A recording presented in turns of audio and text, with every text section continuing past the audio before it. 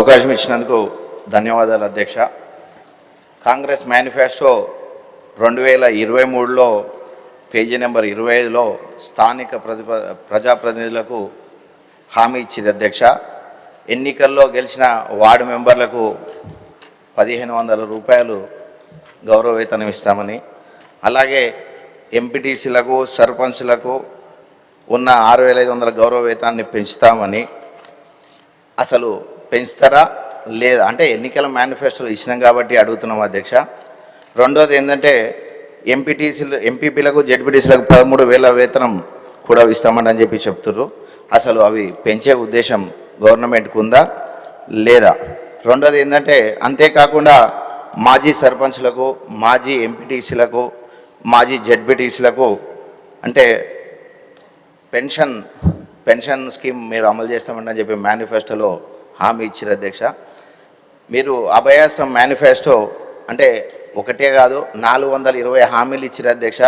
ఒక్కొక్క అంశంలో 420లో కూడా మళ్ళీ ఒక్కొక్క అంశంలో 20 మందిని కవర్ చేసారు అధ్యక్ష. అంటే పంచాయతీరాజ్ వ్యవస్థ అని చెప్పి ఒకటి పెట్టి దాంట్లో వీళ్ళకి శాలరీలు పెంచుతాం, వాళ్ళకి శాలరీలు పెంచుతాం, వీళ్ళకి గౌరవ వేతనం ఇస్తాం, పెన్షన్లు ఇస్తామంటని చెప్పి చాలా హామీలు ఇచ్చారు అధ్యక్ష. అంతేకాకుండా అంటే ఇంతకుముందు కూడా గవర్నమెంట్ను మీ ద్వారా ప్రభుత్వాన్ని వేడుకున్నాం.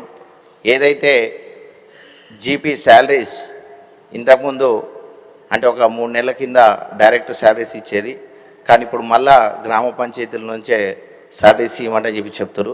అంటే 99 రోజుల ప్రణాళికలు పెట్టిర్రు, మంచి ప్రోగ్రాంలు అవి కాదంటానికి కాదు, కానీ నిజంగా కూడా ఆ శాలరీస్ గవర్నమెంట్ నుంచి ఇస్తేనే బాగుంటుంది.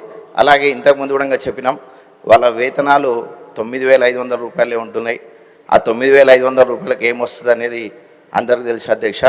కాబట్టి దాన్ని కనీసం 15,000 రూపాయలన్నా వాళ్ళకి శాలరీస్ పెంచే విధంగా, అలాగే కారోబార్ వ్యవస్థను జూనియర్ సెక్రటరీగా గుర్తించాలని చెప్పి ఇంతకుముందు కూడా గౌరవ సభ్యులు చెప్పారు.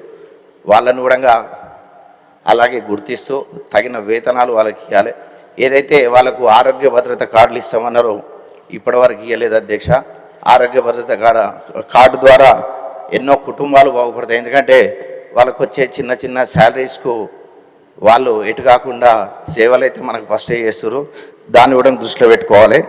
అలాగే అధ్యక్ష అంటే గౌరవ మంత్రి గారి ఇక్కడనే ఉన్నారు, ముఖ్యమంత్రి గారి ఇక్కడనే ఉన్నారు. నాకేమనిపిస్తుందంటే అధ్యక్ష, అసలు మీరు ఇన్ని హామీలు ఇచ్చారు కదా, ఇలా ఎంపీటీసీలు జెడ్పీటీసీలు అనేది చాలామంది ఉన్నారు. క్వశ్చన్ అధ్యక్ష, ఎంపీటీసీలు జెడ్పీటీసీలు చాలామంది ఉన్నారు. ఇక ముందు వాళ్ళను అంటే మేము ఇచ్చిన హామీలు నెరవేర్చాలంటే డబ్బులు చాలా పెడతాయని చెప్పి నేనైతే అనుకుంటున్నా.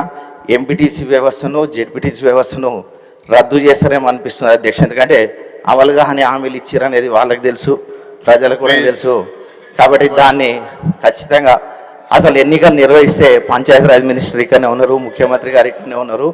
మీరు ఎన్నికలు ఎప్పటిలో